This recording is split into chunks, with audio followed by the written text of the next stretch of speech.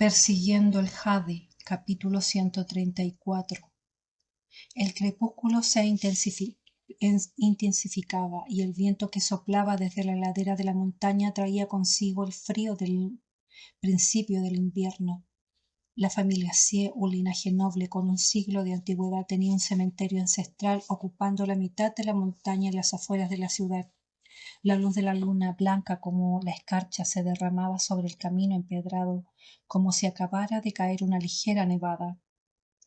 Entre las lápidas circundantes se desprendían un aura inquietante en la noche. Una figura se acercó bajo la luz de la luna con una linterna, meciéndose al frío, proyectando un brillo tenue y difuso. La figura se detuvo ante la tumba conjunta de Cielin Chan y su esposa. El bordado dorado oscuro de las botas de brocado brillaba tenuemente a la luz del farol, apenas perceptible. Un anciano sirviente que llevaba una caja de comida se arrodilló, la abrió y dispuso cuidadosamente las ofrendas sobre una plataforma de piedra frente a la tumba. «Señorita», murmuró, «el primer ministro ha venido a verla y trae su pastel de trébol de longevidad favorito». Después de colocar las 3 ofrendas, el viejo sirviente sacó un pedernal y algo de dinero fantasma amarillo y blanco, encendiéndolo lentamente en un brasero frente a la tumba mientras murmuraba. El viejo Nie de la cocina principal, que prepara el pastel de trébol de la longevidad, ha perdido la vista progresivamente en los últimos 2 años. Desde su matrimonio, el primer ministro Sie lo ha mantenido empleado durante 21 años solo por este pastel. Dentro de un par de años probablemente será demasiado mayor para trabajar y tendrá que jubilarse. Las llamas de dinero fantasma ardieron, eclipsaron el brillo de la linterna, iluminando el cansancio y la tristeza en los ojos del viejo sirviente. La caligrafía grabada en la tablilla de piedra se hizo claramente visible. Lo más llamativo fueron las palabras tumbas de Wei Wan, esposa del general guardián de la nación. Wei Yan estuvo envuelto en una capa de piel plateada. Permanecía en silencio ante la tumba de su hermana menor, con el tenue resplandor del fuego reflejándose en sus ojos. Tras un largo rato, finalmente dirigió al sirviente: «Wei Wan, puedes marcharte».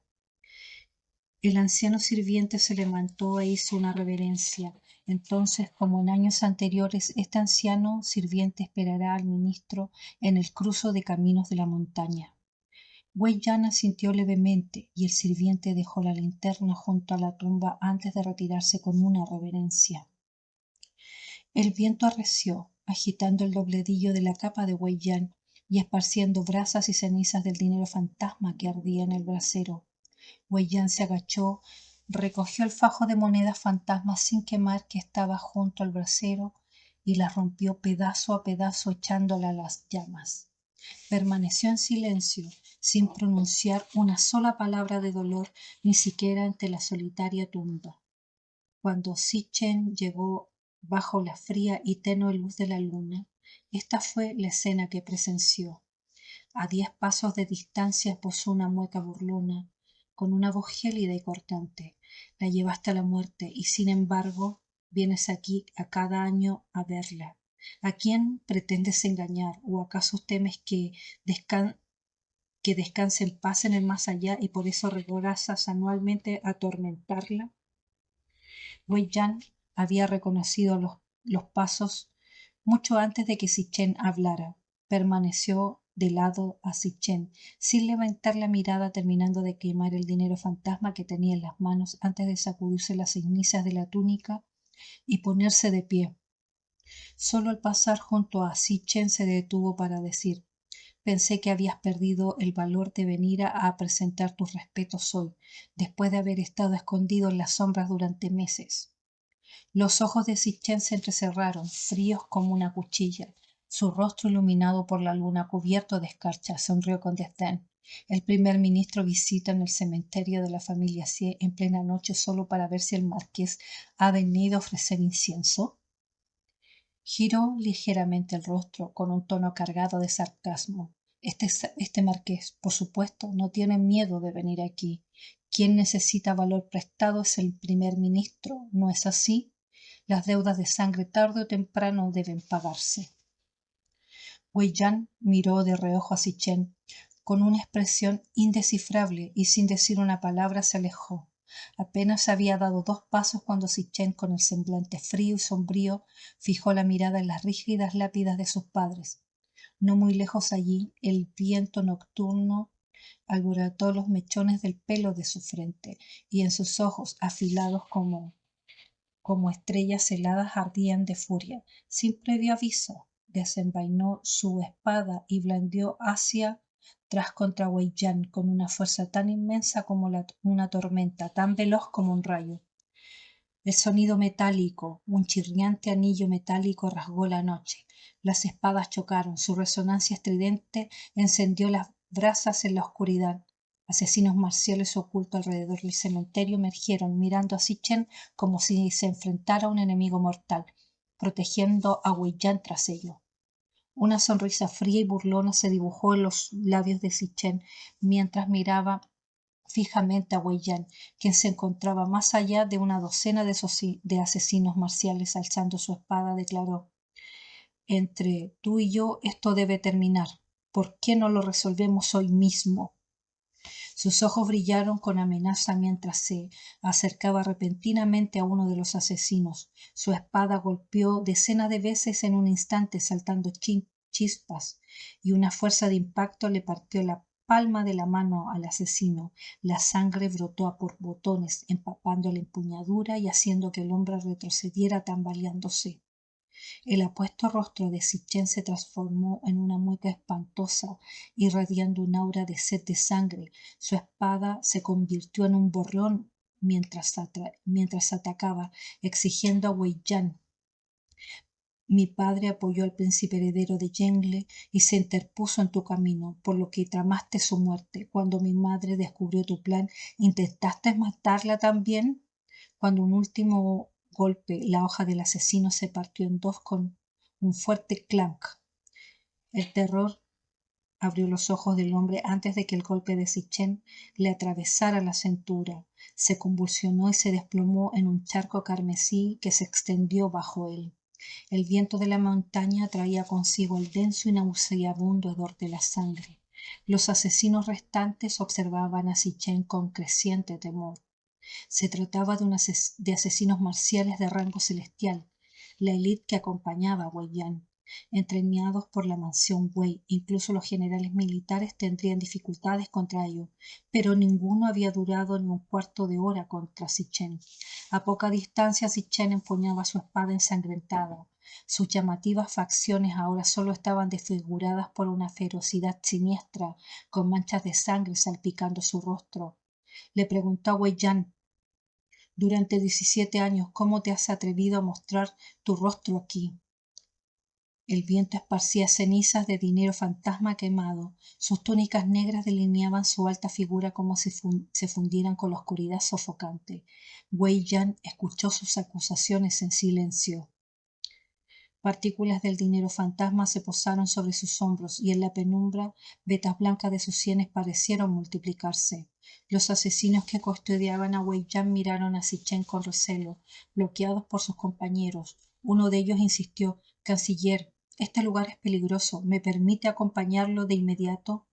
Wei Yan levantó la mano indicándole al hombre que se retirara. Aunque desconcertado, el asesino no se atrevió a desobedecer. Envainó su espada y se hizo a un lado. Wei Yan sostuvo la mirada a Sichen a lo lejos y con ojos impenetrables. «Tu odio está justificado. Si tú no hubieras buscado mi muerte, algún día te habría cortado la cabeza, pero no debiste ser tan imprudente como enfrentarme aquí». Sacudiéndose la ceniza de la capa, añadió: «Solo no puedes derrotar a todos mis asesinos de rango celestial. Por respeto a tu madre que nos observa, no te molestaré aquí ni te perturbaré su paz». Dicho esto, Wei Yan se dio vuelta y caminó por el sendero de piedra, desapareciendo en la oscuridad de la noche. Sichen, empuñando su espada, soltó de repente una risa fría. «Cuando estaba viva no la soportabas. Ahora que está muerta montas este espectáculo. ¿De verdad crees que sabría algo del inframundo?» La figura de Wei Yan se detuvo un instante, pero continuó caminando hacia adelante sin pronunciar una palabra. Los asesinos marciales que rodeaban a Zichen no se atrevían a bajar la guardia. Las palmas de sus manos, que sujetaban las empuñaduras de sus espadas, estaban resbaladizas por el sudor, temiendo que Zichen pudiera atacar de nuevo repentinamente. Solo después de confirmar que Wei Yan se había alejado lo suficiente, apuntaron sus espadas hacia Zichen, retrocediendo una distancia prudencial antes de darse vuelta y marcharse rápidamente. El cementerio volvió a quedar sumido en un silencio absoluto. Al ser principios de invierno, incluso el canto de los insectos había cesado. Una linterna se había caído durante la trifulca anterior. La pantalla de papel y la estructura de bambú se habían reducido a cenizas, dejando solo el aceite derramado sobre las losas de piedra, que aún ardía lentamente.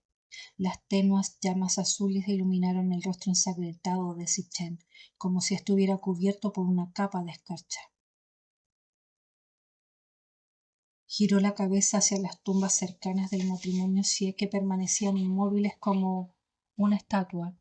Los recuerdos pasaron fugazmente ante sus ojos, aquellos de 16 años que pasó en la mansión Wei nunca se habían sentido tan vívidos. Desde los 5 años, Wei Yan lo llevaba al cementerio de la familia Xie cada año durante el festival de Qingming o el aniversario de la muerte de un difunto, dejando al cochero y a los guardias de pie en la montaña. Wei Yan había dicho que su madre prefería la tranquilidad en la vida y traer demasiada gente perturbaría su paz. Temeroso de la severidad de Wei Yan y resentido con su madre por haberlo abandonado, Zichen nunca pronunció más palabras de las necesarias al arrodillarse ante su tumba. Solo quemaba dinero fantasma y hacía reverencias en silencio. Wei Yan hizo lo mismo. Permaneció de pie en silencio frente a la tumba durante un largo rato antes de marcharse. El aceite derramado de la linterna se consumió y las llamas azules se extinguieron con un suave siseo. Bajo la fría luz de la luna no quedaba ni una sola luz más en el mundo. Zichen finalmente se acercó a las tumbas de sus padres, contemplando los caracteres Wei Wan grabados en la fría piedra. Extendió la mano para tocarlos. Sus pestañas, bañadas por la luz de la luna, proyectaban tenues sombras bajo sus ojos. La opresión, la tristeza, la asfixia, el odio lo envolvieron como una marea, arrastrándolo a un abismo sin fin. Su otra mano, que colgaba en su costado, se apretó inconscientemente, su mandíbula se tensó, las venas se hincharon en las sienes y un tenue tono carmesí brilló en sus ojos. Desde cerca se oía el sonido de los pasos apresurados, tap, tap, tap, como si pisaran fibras más sensibles del corazón de alguien. Zichen alzó la vista y vio una pequeña esfera de luz cálida que se precipitaba hacia él a través de la oscuridad de la noche. Vio el dobladillo del vestido de la niña brillar tenuemente bajo la luz de un farol, su cabello ondeando al viento nocturno mientras corría, sus mejillas sonrojadas y sus ojos llenos de preocupación por su carrera frenética. Una sensación extraña, la oscuridad, la pesadez en su corazón se fueron disipando gradualmente. Un día, aunque cubierto de cicatrices, finalmente fue iluminado por el sol que corría hacia él. Fan Chanyu percibió el olor a sangre que el viento le traía desde la base de la montaña. Temiendo que Zichen hubiera sido emboscado, subió corriendo la ladera mientras Xie Zong vigilaba el carruaje de Wei Yan abajo. En el camino había visto grandes charcos de sangre en el suelo. Ahora, al notar la sangre en el rostro de Zichen, levantó rápidamente su linterna para comprobar si tenía heridas, con la voz tensa de preocupación. ¿Estás bien? ¿Te emboscaron los hombres de Wei Yan? ¿Estás herido? Lanzó una serie de preguntas rápidamente, con la respiración agitada por haber corrido demasiado rápido y con la voz aún con rastros de jadeo. Mientras ella examinaba ansiosamente a Zichen en busca de heridas, el hombre que tenía delante simplemente bajó la mirada, observándola fijamente sin pestañear. Fan Chanyu no No encontró heridas en el pecho de Zichen, pero el olor a sangre a su alrededor era abrumador. Preocupada de que pudiera estar herido en la espalda, le rogó: «Date vuelta y déjame ver». Zichen no se movió. Fan Chanyu ya se había enterado por Son que había recibido 108 latigazos en el salón ancestral de los 100. Al relacionar esto con su posterior regreso a Lunchen para encontrarla, comprendió perfectamente por qué había soportado esos latigazos. Durante todo el camino hasta aquí no había podido reprimir el escozor en sus ojos. Al ver la falta de cooperación de Sitchen, su ansiedad aumentó, temiendo que estuviera herido la espalda. Presa de la urgencia, extendió su mano para tirar de su brazo, intentando girarlo para examinarlo. Inesperadamente, el hombre levantó el brazo de repente, presionando la mano contra la nuca de ella y atrayéndola con fuerza hacia sus brazos. La fuerza aplastante que oprimía alrededor de su cintura dificultaba incluso que Fan Chen-yu pudiera respirar. La linterna que llevaba en la mano cayó al suelo durante el tropiezo y fue envuelta instantáneamente por las llamas. «No deberías haber venido».